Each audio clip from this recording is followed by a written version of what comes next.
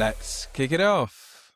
I'm your host, Steve, and I'm joined by Ash and Uz, and it's been a good few weeks since us three caught up, and what better way to catch up after beating Liverpool 3-2 on the weekend.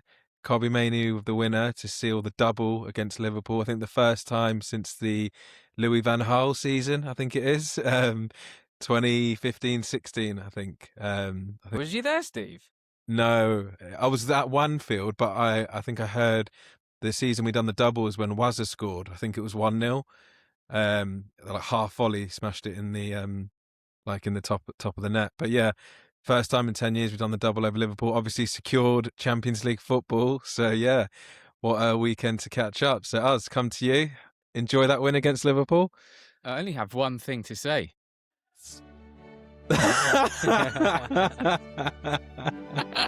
Brilliant. Where's the final? Let's book it.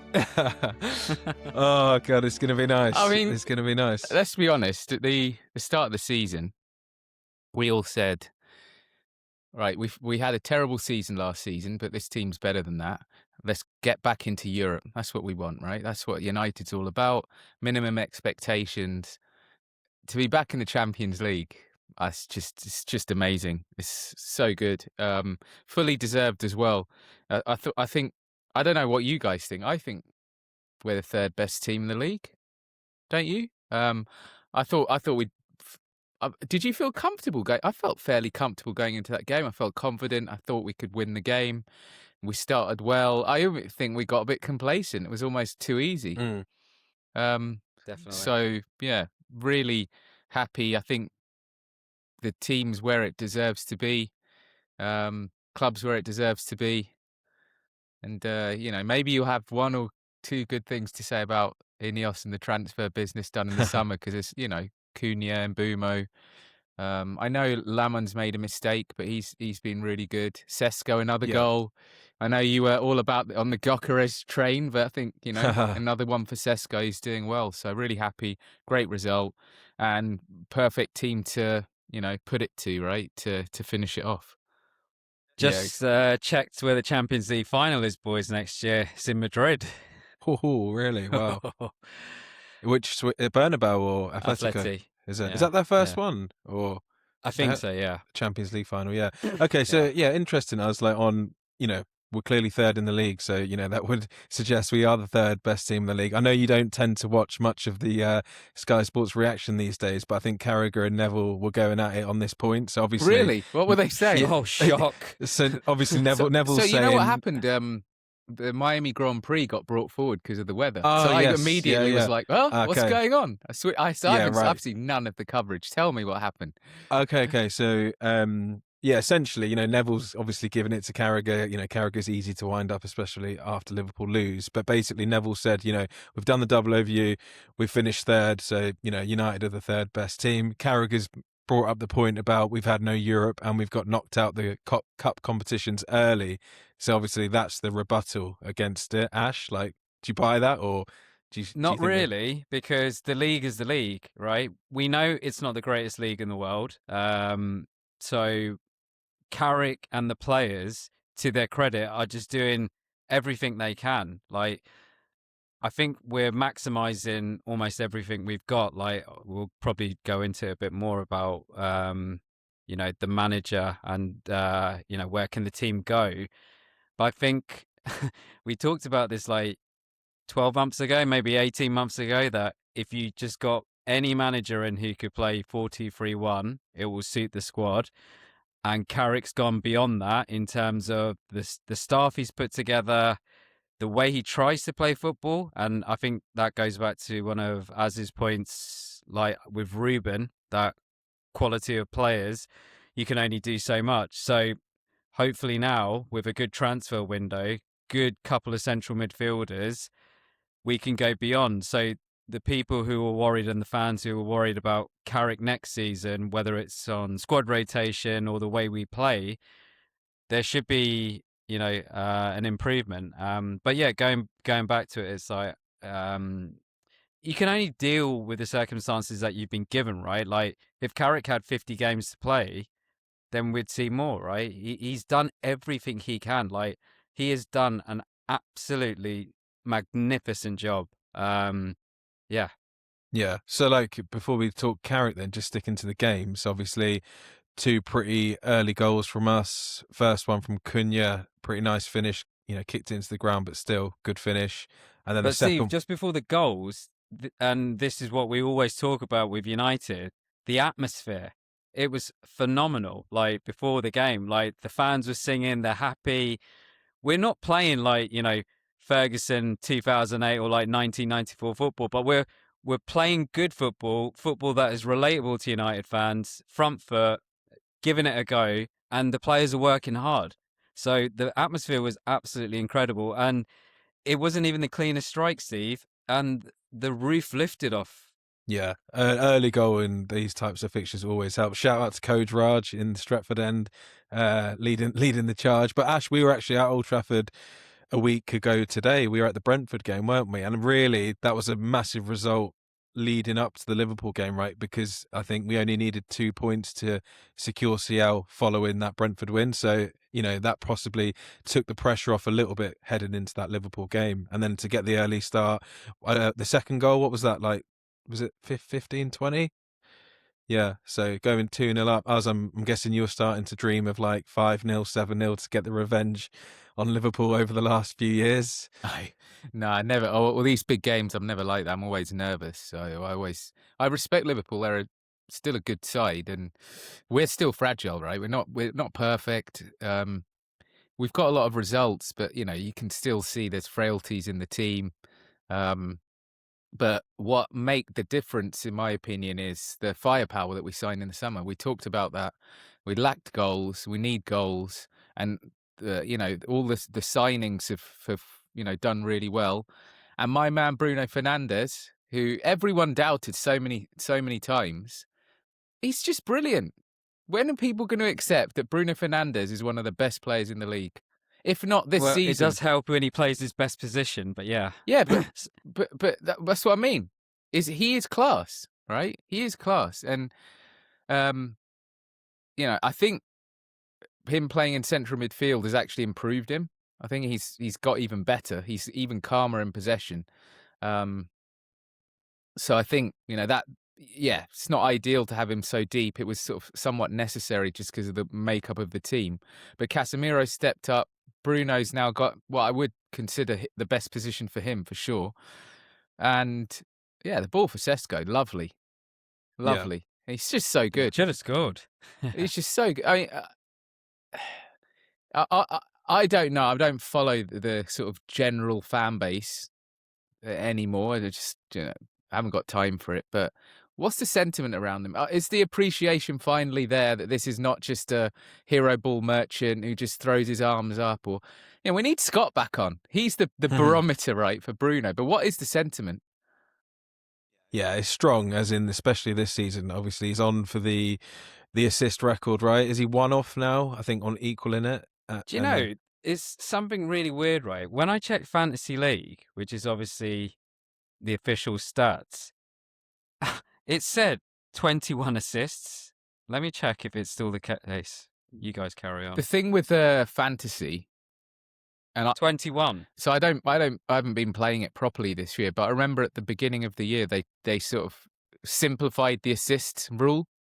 There was like, if any kind of just to kind of get away from this controversy, and I think it's stricter. True assists are stricter than the fantasy assist, probably. Because yesterday's one was obviously not an assist, but Fantasy League gave it as an assist. But surely the Fantasy League is run by the Premier League, so surely that's the only reason I was like, hang on a second, because everyone keeps saying 19, so he's not even equaled it yet. And then I looked, and it was like 21. I'm like, what? It's broken. It's like something's obviously because there's I think in fantasy, because he was the last attacking player to touch the ball. Yeah. It doesn't matter that the goalkeeper flapped at it; still is assist. Yeah.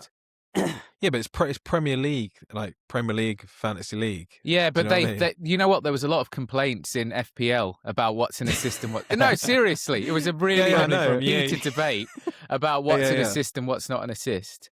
One thing I would say is assists are a bit of a fuzzy number as well, Because you could just pass the ball to someone and he dribbles past 10 players and you get Oh, yeah, of course. Do you know what I mean? Yeah. Or someone Yeah, smashes it in from 30 yards.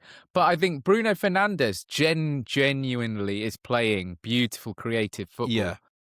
You know? Just quickly on that, because I saw it like flash up the other day. Who assisted Cristiano Ronaldo's 40-yard screamer against Porto in 2009? Carrick. Anderson, no, or but someone? close. Yep. So Yeah. it was Anderson. Yeah. I can't even remember how I saw it. Oh, do you know what? It was like Rio's interview with Anderson, and I think I saw something, like a. Oh, and short... Anderson brought up that assist. No. It was like a short related to the YouTube video or whatever. And Anderson actually plays like an inside forward pass, like with the instep of his foot. And it was just to Az's point, it's like, oh, well. So Anderson is, credited with the assist for that goal. Yeah, but I think in answer to Az's question, like the United fan base, to be fair, even going back like last season, there was always an element, and that Bruno's temperament, can be questioned at certain times. This season, it's been pretty good. Apart from that head loss, was it the Fulham away when he went mental at the referee? He was going mental in this game. I saw him. Do you remember? There was that. He was going. I thought he was going to get sent off at one point. Oh, he was going up crazy the crowd at the referee. You know what? There's one point where I think the referee got in his way and he was going ballistic and he'd just been booked. I was like, Bruno, calm down, mate. I think I've seen a few games actually where he's still losing it with the players. But as I've always said with these types of things, you're winning, so no one picks up on it. Yeah. So instead of being a moaning, whinging twat, he's like a high standards. The modern Portuguese Roy Keane or whatever. That's my issue, is that a lot of the sentiment around players has always been, if we're doing well, we like these guys, and if we're doing badly, we don't. And I'm like, no, you've got to isolate the individual. Even when we're doing badly, Bruno was still performing. There's other players that were letting him down, and his level's gone up, but him having good players around him has also helped. Those clubs finally supported him with proper attacking players. I also think, your point about like fan sentiment, I think it's based on like age. So if you're a kid or a teenager, I don't think that sentiment as that you think of United fans with Bruno exists. They all love him because, one, he's a baller.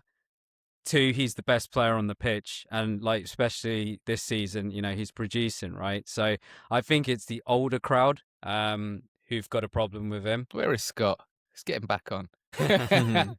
He's busy campaigning for Iriola instead of Carrick. Oh, is he? Interesting. Yeah. We'll come on to that later. Okay. But just on the Bruno point again, we had Ian Irvin on a few weeks ago, and Ian is big on Bruno getting the Player of the Season this year. Who should get it instead of him? Because I can't think of a name. Well, that's the thing. Tell me a name. I cannot think of a name. Rice AJ can. Rice, Gabriel would be like, based on contribution. contribution. Anywhere near as good as Bruno. Yeah, especially last few months. I agree. They've both been really good. They both deserve to be mentioned in the conversation, but they haven't been as good as Bruno. Yeah. Another thing with the Player of the Year, I mean, I don't really take notice of it, but like, especially remembering like, I don't know, late 90s or like noughties, it's like the player who's in the best form around like March, April, they normally actually get it because that's the business end of the season. Like, you can say what you want, like, a goal in August and a goal in April is the same thing, but it's sentiment, it's the storylines. And, I'd love to see the breakdown, for example, of like Bruno's assist record since Ruben left, because, it must have gone through the roof. Well, I think the chance creation has gone through the roof since Carrick came in, because obviously Bruno started playing number 10. So yeah, that's clear. But yeah, with the Player of the Season, like, yeah, he's got to be in for a shout. But I think again, Ian mentioned that he did some analysis on whether the Player of the Season has been for the title winners over the last like 10 to 20 years. I think he looked back, and only like half of the time, I think it was, where it was a player from the title winning team. So it's not like it has to be, from the champions where you have the Player of the Season. Remember the 90s? Like, United would win the league every year.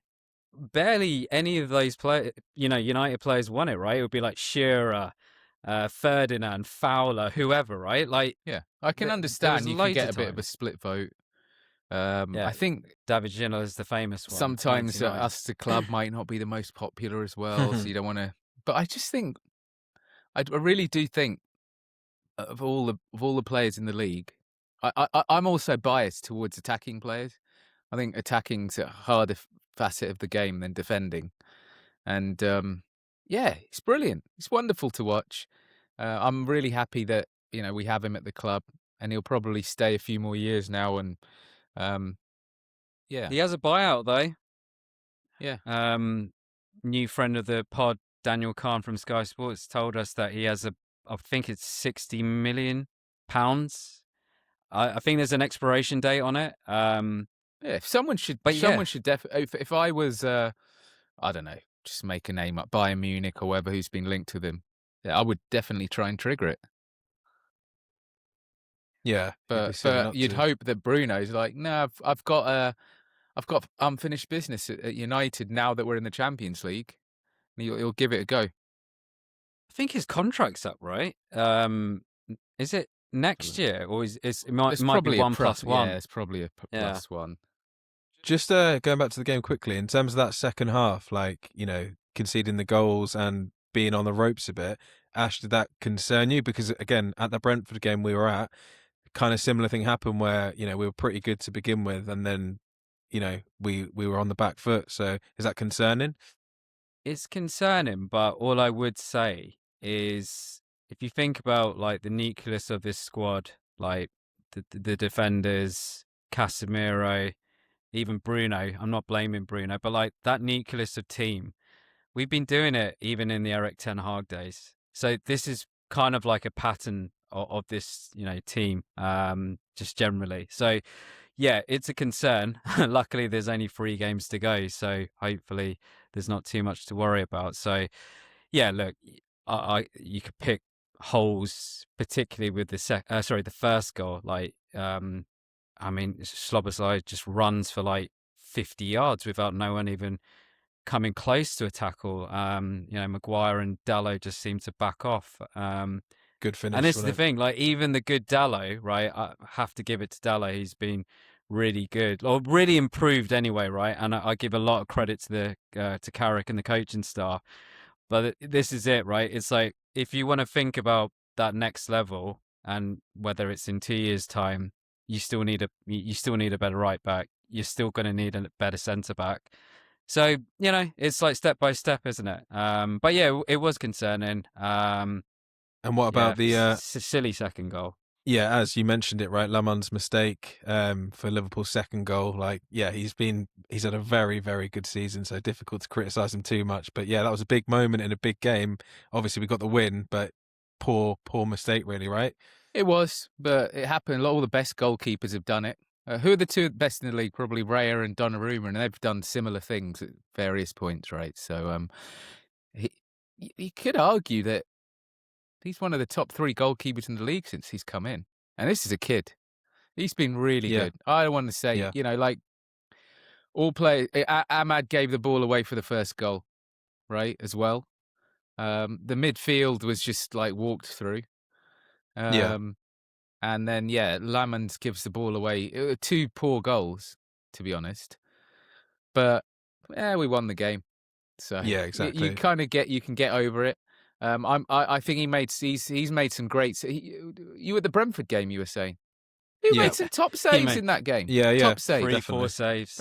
Gave me kind of sort of early De Gea sort of vibes. One of those ones where he clawed one out.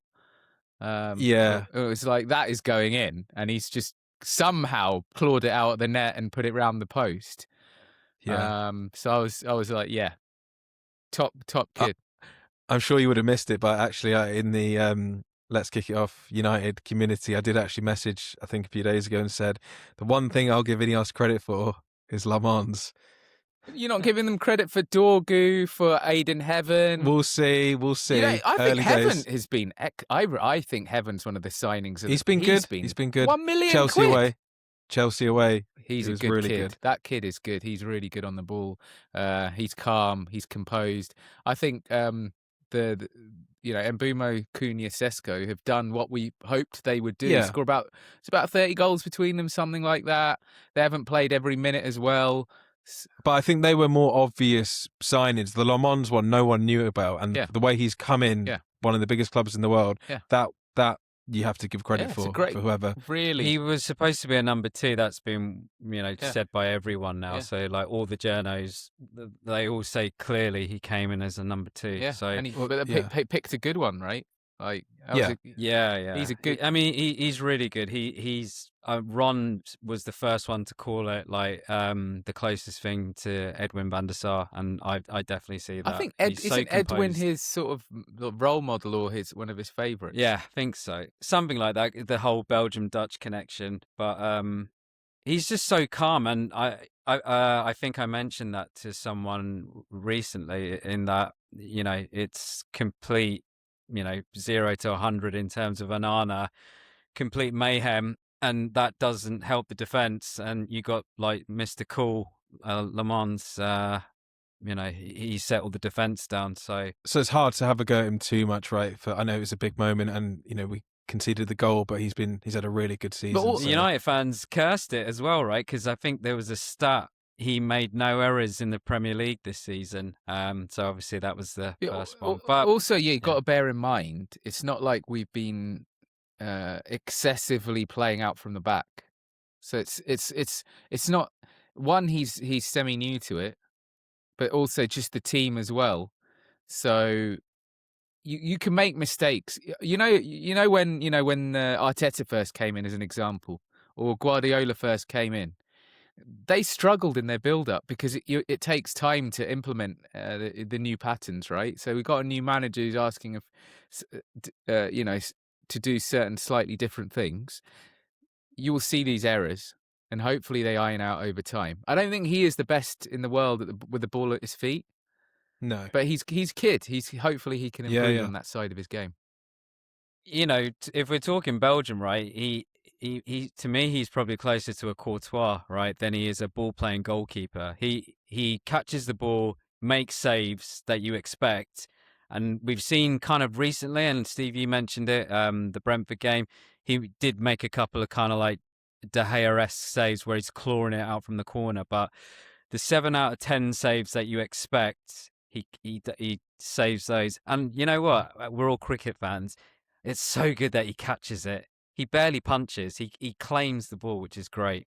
Yeah, no, definitely. And then obviously 2-2, right? And you think we've thrown away the lead, and Mr. New Contract steps up with the winner. And I actually want to just quickly roll it back from the podcast this season and just play a little clip to you guys. It's not a disgrace. It's a show of the strength of the squad that he isn't the best. Oh yeah, he's not the strength of the squad that finished 15th. He's not as good as 17th. He's not as good as Cunha or Mbumo in the number 10, and he's not as good as Bruno in central midfield. This is the disgrace on us. He's as a not club. as good. We can't get him in the team.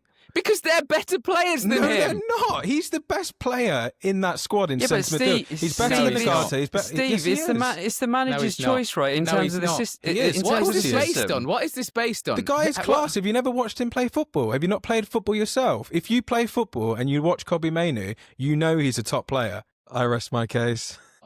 I haven't changed my mind on that as well. Oh, Keir Starmer. No, I haven't. You can't let it go. Keir Starmer doesn't have an opinion. Keir Starmer's an idiot. No, I'm serious. I haven't changed my mind on that. I still love Kobbie Mainoo. I still think he's a brilliant footballer, right? I do think that Cunha, Mbumo, and Bruno are better than him, or ahead of him. So you know what's interesting, right? So everyone obviously says in Ruben's team, Kobbie didn't fit in. But in Ruben's team, you had a 2 in front of a back 3 and then 2 number 10s. No, so he could have played. So you got 2 in midfield in Carrick's system, right? And 2 in midfield in Ruben's system. That's what I'm saying. Yeah. So there's no difference there. The difference is you have to drop someone. Yeah, that's it. There was a difference. No, you have to. Carrick played Bruno in his best position, which is further. And Ruben decided to play Bruno deeper. Yeah, that's it. So you'd have to you put Bruno, but it's a poor choice from the manager.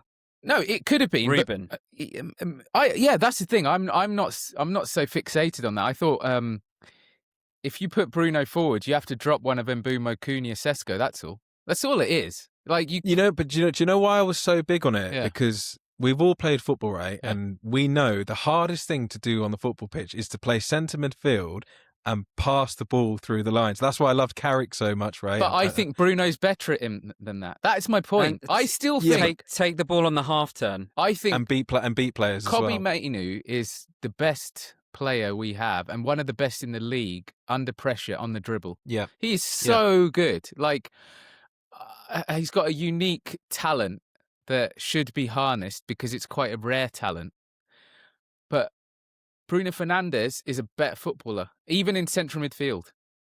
And yeah, but that's not the point, right? Because we're not comparing the two. We are, because we're saying that in that system you're going to play the front three, and so you now have two in midfield. Now you have to choose. Do you put? Well, I'll tell you what. Then I'll make it simple, and I said it on that clip. It's the manager's fault. It's the manager's fault. Ruben messed that up. Carrick's got it right.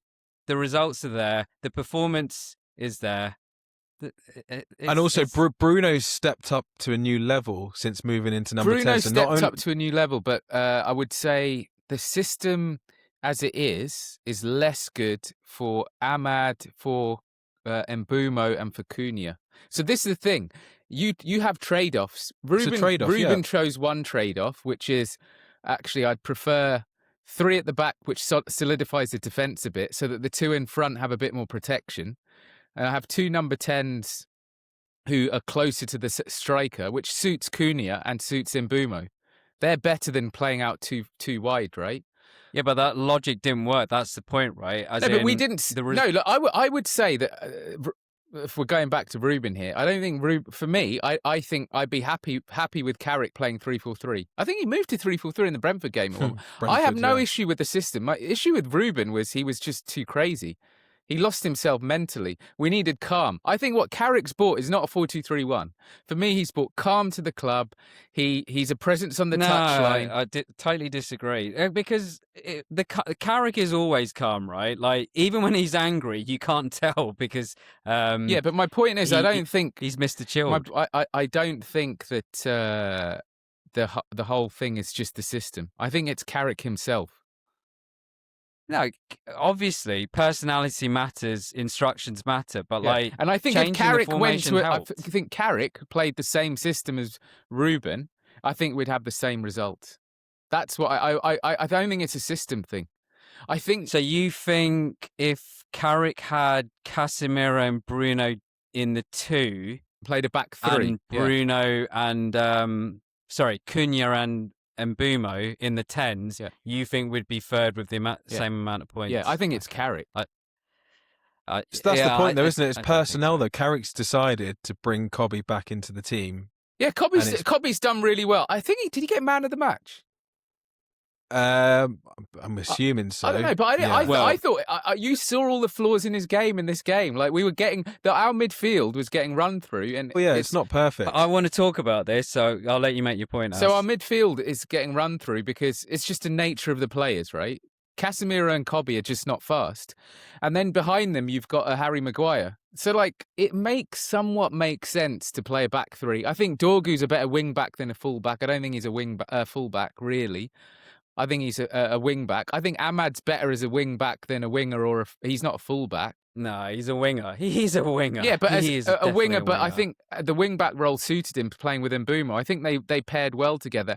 And Mbeumo and Cunha, I think they get a bit isolated when they have to play too wide. They're better when they get the chance to come in. So when it works and when the fullbacks overlap together, what I liked about this game was I finally saw Luke Shaw, I felt, getting forward more. We've been lacking that width, right? So I think if we could, for me, it's not a system. You know me, I'm quite flexible on systems. I think Ollie himself, who Carrick was coach under, played multiple systems, and I think we needed better players. We've got better players. They've settled in more. They've delivered the goods. Bruno stepped up to a new level. I love Kobbie Mainoo, and he has been really good, and he's developing his game, and I'm really happy he signed a contract. He didn't play enough under Ruben. I think Ruben neglected him and was just a bit too stubborn about it. But I don't think it's suddenly like, oh, you know why we're third? It's because he's playing Kobbie Mainoo. I think it's a massive exaggeration. It's not that No, simple. there's loads of parts to it, but I do want to pick up on this Kobbie Mainoo improvement thing, right? Like, for months, whilst he's been playing and getting better, let's put some perspective on it. The kid just turned 21, I think, yesterday, okay? The best midfielders that me and Az have seen, you, Steve, as well, over the last 20 years. So what? We're talking Steven Gerrard, Roy Keane, Patrick Vieira, Xavi from Barcelona, Iniesta, right? I'm Carrick. just giving. I can't believe it. Carrick, right? Did you not say Paul Scholes? Paul Scholes, right? What were they all doing? Did you just say Steven Gerrard and not Paul Scholes? No. What were they all doing at 20 years old? Right? I can give you a little list. Paul Scholes was playing up front. Gerrard was like a crazy midfielder doing everything. Right back when he playing. Patrick Vieira was like at AC Milan doing nothing before Wenger picking him up. And the two that I want to pick out, because I've watched their whole careers, I don't know if Az remembers it, because I was having a bit of an argument with Cabs as well last night, and he definitely watched these two, is Xavi and Iniesta. Now, Iniesta, when he was under Rijkaard, he would get about 50, 60 minutes, and doesn't matter what happens, he was coming off the pitch at like 20, 21 years old, because as a 20, 21-year-old in midfield, there's only so much like stamina you've got. There's only so much control you can have because you get fatigued. And then with Xavi, it was exactly the same. Xavi didn't come the midfielder that we all know until about 24, 25. And that was kind of like a crossover between Rijkaard and Pep. So Modric as well, maybe? Yeah, Modric, he's a good example. But my point is, it's just like, everyone just calm down. The kid just turned 21. This podcast is sponsored by Go Play Sports, the brand new mobile app changing the game for grassroots. Whether it's Sunday League or five-a-side, Go Play Sports makes it easy to track attendance, manage teams and cut out the manual admin. No more endless group chats, no more chasing payments, just turn up and play. Go Play Sports. Download now from your app store. So guys, we have to wrap up soon. There's only one topic left to discuss. The F1. I've got the contract. Right here. Oh, is that Michael? Ash, any number on it? Are you giving Michael Carrick the contract? Unless Luis Enrique calls me. I think the only two people who could make me change my mind is Luis Enrique and Carlo Ancelotti. If Thomas Tuchel decided to call me, I wouldn't answer the phone. Yeah, so given that it's unlikely those two are available, Carrick gets the nod? Yeah, I think for now, I mean, look, everyone's going to be like, oh, what are you going to do? Blah, blah, blah. It's like, look, real simple. Give him a 2+1 or a 3-year contract, break clauses, right? So you're covered on that. Give him a good transfer window. If we finish top 4 and like we see improvement, it's what you guys were saying with your master plan with Ruben, right? Wait till World Cup 2026, who's available, and we'll pick a manager. Turns out they've all signed extensions, right? So we just have to see almost on a yearly basis. So if Luis Enrique is available next year, and unless Carrick's won the title, I'm probably going to get Luis Enrique. Us? You? For me, I'd stick with Carrick. I can say again, it's the team behind the scenes who are going to do the transfers that will determine most of everything. And you've got a guy in the building that, clearly is a good coach. Clearly he can handle the media and stay calm. I don't see a better option. Luis Enrique.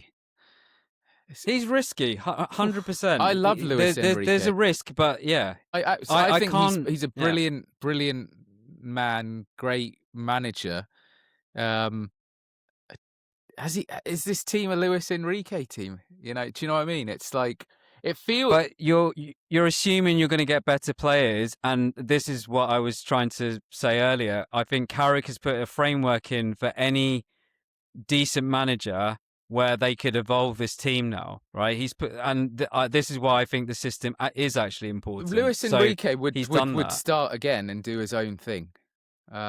He would. The thing that Enrique would want to dominate the ball more than Carrick. No, but he would get them to pass the ball more. Yeah, we play a lot of counter attack, right? It's what we're. Yeah, but that's because of the team as well. Like Andy Mitten made this point a couple of weeks ago. He was saying from good sources in the club, like Carrick actually wants to play really dominant, controlling football, but he's working with what he's got. And to me, that is the sign of an excellent manager who's flexible and understands what he's doing. I don't know if Enrique is. That's my point. What about Carlo? What about Carlo? If Carlo was available, I don't see the point.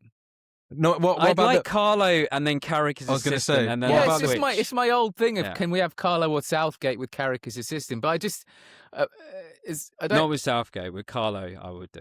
Okay, but you know what I mean, like the statesman with the coaching staff. I mean, no, but that's important because like Carlo is like that level above, especially even young players. They know Carlo better than they do Gareth Southgate. Maybe, like, Southgate managed a lot of the England boys, Kobbie Mainoo as well. But irrespective, yeah. You think Carrick's done enough to deserve it? He's done enough. Yeah, of course he has. He's done enough. You're not committing to him with a 6-year contract like with David Moyes. You're basically saying, right, we're in a transition period. The games that you've had up to this point, you've done well enough. You deserve to take this team on. And the most important thing is, let's see what happens with recruitment in the summer. Same way, Ollie deserved his chance and he did well, right? Came, was it third and then second? So Steve, Carrick deserves his chance as well. And I'm sure at the end of it, people will be like, yeah, Carrick, he's a clown, blah, blah, blah. And I'll be like, well, no, if he comes third and second, I'll take it. I'll be playing the Champions League music on a regular basis. Steve, before you give your answer, I just wanted to give some other stats, right, about Carrick, because I just saw them like flash up earlier today. So since he's taken over, he's played 14 games. He's 5 points clear of any other Premier League team in terms of form guide. Like, I keep hearing about this Newcastle defeat. Let's get some perspective. 14 games, 2 defeats. Right. And where we were praising Ruben through the hell of like, oh, we're undefeated in 15, of which probably 9 of them were draws. Michael Carrick has won 10 Premier League games. And that list includes Liverpool, Arsenal, Manchester City, Chelsea away, Aston Villa. So, like, please, like. What's this about Newcastle? Who's saying anything about Newcastle? I hear it continuously. Like when anyone tries to think about like, oh, what are the negatives of Michael Carrick? They bang on about the Newcastle performance as if no other team has had a bad day at St James's Park. Well, the other thing is they bang on about he's not had any Europe or Cup competitions and he's been lucky because of that, and he's not had to really ride out a tough patch yet. But he's been manager of Middlesbrough. Daniel Kahn, again, he follows Championship football way better than us. Week in, week out, you're playing 3 games a week. He had 2 years at Middlesbrough fighting for playoffs. So he knows what run-of-the-mill looks like. Obviously, it's another level. But it goes back to the same point. It's like, well, what are the alternatives? And there's no one that good. And he's done a magnificent job. These things have been in his favour, but these are things that we predicted at the start of the season would be in the favour of us. I said this at the second half of the season. We are going to be Ruben better. Wouldn't have finished third. Ruben wouldn't have even got top 5. Probably correct. I agree. But I think it's the character, right? I don't think he would have. I think we could have still qualified for Europe, but Carrick has... No, we would have qualified for... We probably just would have qualified for Europe, but we're talking Europa Conference. We're not talking 5th. I think when Ruben left, we were as close to the relegation zone as we were looking up. So Carrick's completely turned that on let's its do head. the kind of, I'm very biased to Michael Carrick. Let's just put the kind of alternative argument hat on and just be like, look, we had AFCON at that time and bad injuries. It was natural the team was going to get better. The fixture list cleared up a bit, and then some of the AFCON players came back. A lot of the players settled a bit more as well. I always said to you guys, look, Cunha, Sesko and Bumo, second half, give them a bit of time to settle down. So I can see all of that. Irrespective of all of that, irrespective of the fact we haven't had Europe, blah, blah, blah, he's done a good job and I don't see what the point of trying someone else is unless that someone else has top pedigree where you're like, oh, I have a plan in place. A bit like you were saying, Ash, Jurgen Klopp's on the sidelines and he's my dream candidate. And if I don't get that dream candidate now, I might miss out on the dream candidate. But tell me who this dream candidate is. Because I like Carlo Ancelotti, but he's not, I really love him. He's amazing. But I don't see him as a manager in 5 years' time. Like Klopp's the guy that you're like, okay, I'm going to take him and it's a project. Or Pep Guardiola, when City got him, take him. We're trying to rebuild the club a little bit through this phase. Carrick's as good as anyone to do that, in my opinion. And then if you see, Xabi Alonso is an excellent. I'm not taking Xabi Alonso at Liverpool, United, right? I'd take him at Liverpool. I'm not taking him at United. So then Last point on stats. Who else is it? Who are Real Madrid getting as manager? Apparently going for Jose Mourinho. Jose Mourinho. This is what I'm telling you. Who do you want, guys? Do you want Jose We're going Mourinho? full cycle now. Chelsea need a Last manager. stat, Steve, and then I'll let you answer, right? Because I was just looking at the league table because I was kind of fascinated about how, for example, if Ruben was in charge. Right, I mentioned we won 10 games, right? We're 6 points clear of Liverpool. So even, say, if we didn't beat Man City and Arsenal, we'd be, 4th and 5th, even with Michael Carrick. So for me, there's just, no way Ruben would have just collected that amount of points to be able to get top 5. But anyway, Steve, tell us, what is your managerial plan? Well, and tell us about Ineos. Yeah, we might have to do a separate pod on the process, but I think Gary Neville probably summed it up quite nicely, although in counter to the point he was trying to make, because Gary's been against Carrick getting the job from when he first came in, and he's still trying to hold out on that position. But his argument, bizarrely, was Carrick keeps the fans happy, he keeps the team happy, and he keeps the board happy. So surely that's you're ticking all boxes, right? It's just a no-brainer. He's the perfect man in this structure as well, working with Wilcox. He's not going to kick up a fuss. Mm-hmm. He deserves it with the results that he's achieved. And most importantly, alternatives, there's no silver bullet. These big names that we're talking about, they're not in the mix right now. Carlo, Enrique, even Thomas Tuchel, they're not sitting there waiting. The alternatives we're looking at are Iriola, Glasner, Marco Silva. No. Do you know what I mean? Eddie Howe. So that's the position we're in. And please no Thomas Frank. Oh yeah, exactly. But would you even want Thomas Tuchel? If he was available? No. He's the opposite of what I want. Because this is my point. You want someone who isn't going to conflict with the board. We need to get the transfer windows correct, and I don't want Thomas Tuchel coming in going, right, yeah, let's get Eric Dyer and João Paulinho or whatever other 28, 29-year-old. We want to go and get the 22 to 25-year-olds, and the names we're being linked with, I like. I know Elliot Anderson's probably going to Man City, but, I'm sure we'll be linked again with Belieber. I know he hasn't had the best season, but at least, young player, good profile. I'm sure he can get over it and do well at United. There's another good one, right? We've been linked to. I'm sure Adam Wharton will get mentioned again and etc. Tchouaméni. I mean, Tchouaméni would be. The only thing is, I don't watch as much football outside the Premier League. And you'd be suspicious about why Real is selling him, right? I can imagine. Yeah, there's a few reasons. Yeah, I can imagine Real sell because they often sell good players, and that player might not be perfect for Real Madrid. This is the point. Yeah, but he might be. He could be good for us. But I remember watching him initially. I think he was at Monaco before this as well. And that was COVID when I was just watching too much football. And I was like, oh, this guy's perfect for Ollie's central midfield. For very physical, strong. So if we can get one of those to play with Kobbie, lots of legs, power, height, Tchouaméni, that would be amazing. But just needs to check the injury record because I think he's been patchy. But the other thing is, look, he would improve the team, and there's no doubt, because the baseline's pretty low.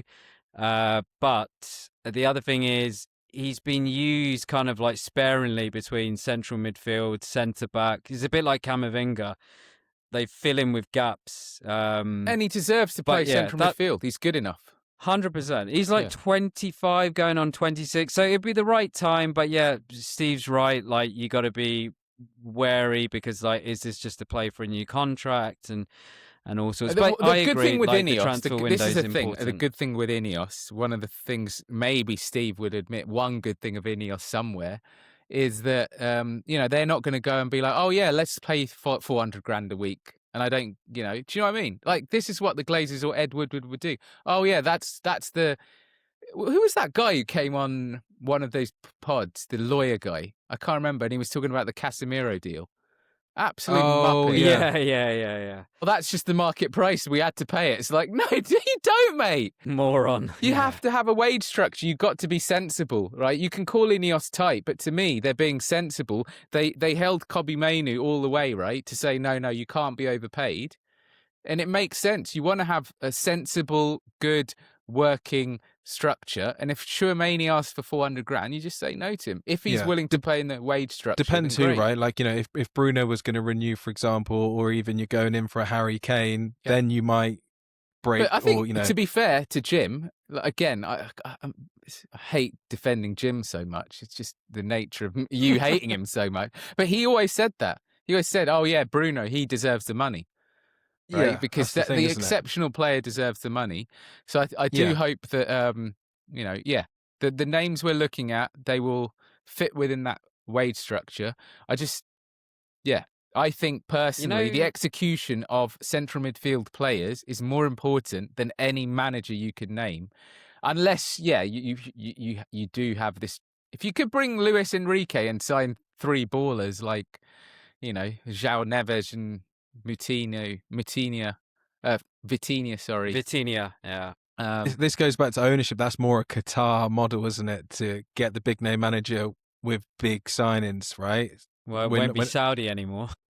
Yeah, but that's the thing, isn't it? It all does filter down from the ownership on how they want to run the club, and it's not really Ineos' style to go and get a Enrique. I don't think, especially after Carrick's done. I don't know. I'm not. Jim Ratcliffe. I disagree. Yeah, he interviewed Tuchel in one. He likes special names, Steve. Like, look, he tried to do Dan Ashworth. He even said when he got him, best football director out there, right? But obviously, we know Jim clashes with a lot of people.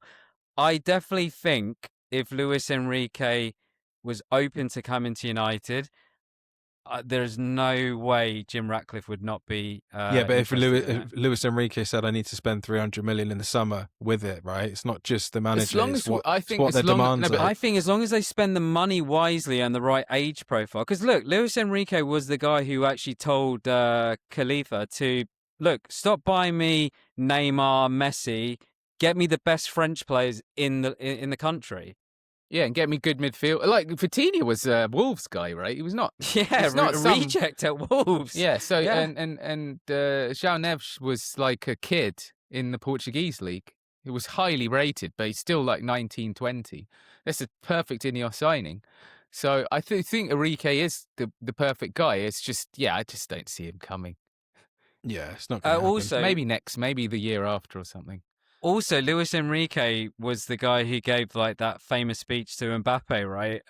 You got to do more than just score goals. You got to press. You got to be like Michael Jordan. And no shit, Sherlock. He goes to Real Madrid, and Luis Enrique wins the Champions League, and he's on the verge of at least getting to the final anyway this week.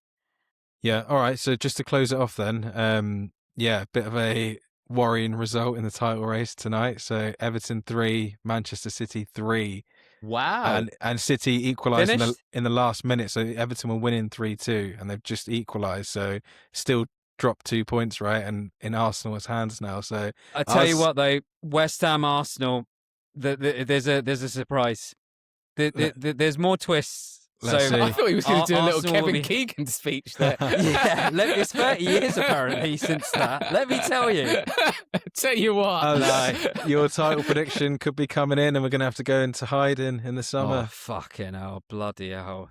I, Liverpool last summer, now Arsenal. I don't particularly like the Arsenal fans. I don't like Mikel Arteta. But I think for the good of the league, it would be nice to have a new winner, wouldn't it? Someone different. Do we have to have City again? Someone different, but just I can't do Arsenal Liverpool, sorry. Yeah.